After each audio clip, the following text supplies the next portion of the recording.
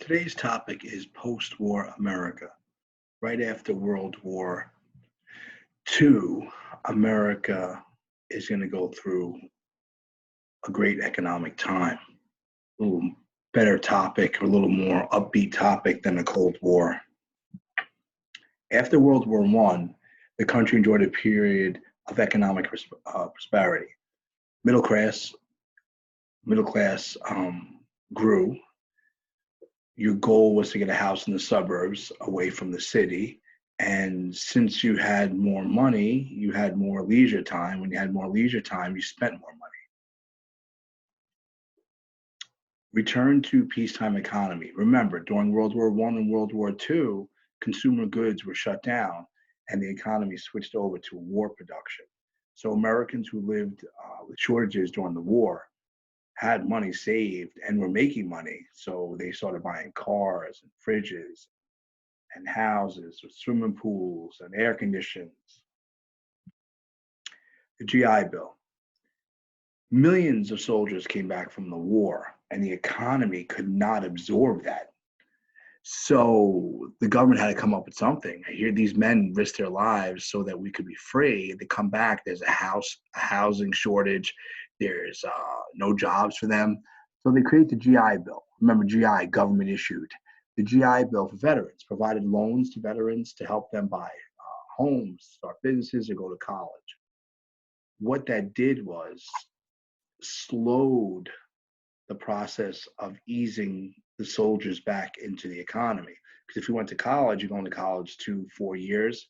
So the economy was able to absorb the people as they were coming back from war.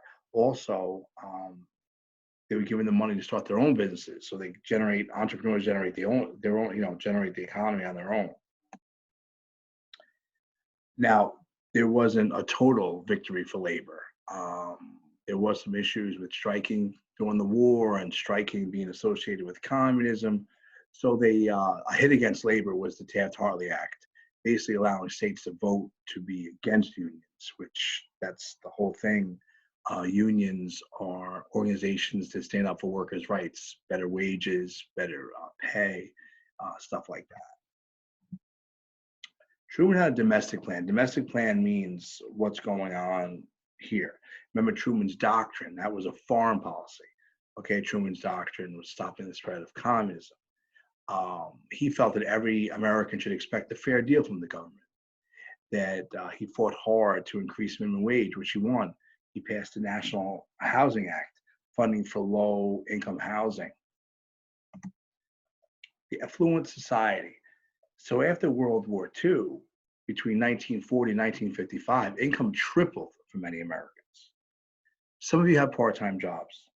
Imagine that pay tripled. Now, imagine your parents, if their salary tripled, how their lives would change and how your life would change. The spread of wealth. In 1956, more Americans are working in white-collar jobs. Now, there are white-collar jobs and blue-collar jobs. Let me explain. White-collar job would be sales or management. Blue-collar job would be you working in industry, laborious or labor, okay, construction or mechanic. So more people were making more money, having more free time, so they spent it. With this money became luxury goods. What are they buying? Swimming pools for their houses, refrigerators, TVs, air conditions. Besides the swimming pool, today, a refrigerated TV and air condition is really not a luxury. They're more common necessities. When you go to rent an apartment or you're looking at a house, you don't ask if it has a fridge, because assuming it has a fridge. Now, the goal was to move to suburbia. Ads were aimed at people who had money to spend, and this is like a development. They have townhouses today. This was like suburbia, became the goal for millions of Americans. Developments like Levittown in Long Island, New York, grew at an enormous pace. As you can see, a lot of the houses in a big area. Okay, look, that's an aerial view. Look at all the homes they put there. Levittown, USA, this type of house you can buy. Now, 1945 to 1961, there was a baby boom. Many women focused on establishing families and staying home to care for them. You ever hear the expression baby boomers? Okay. Um, this is the time period they were born. There was a lot of technological breakthroughs. Jonas Salk invented the injectable vaccine to prevent polio, a crippling disease. So the world was really evolving during this time. Popular culture in the 1950s. Here you have the term teenager. First time they coined that word. And these teenagers had disposable income, so advertising agencies focused on them. Rock and roll. Elvis Presley jumps on the scene, new type of music. Okay, so this is a good time period, the golden era, supposedly referred to. Good time to be in America, guys. Imagine income's tripled, a lot of money to spend, middle class is rising. Very good time to be in America.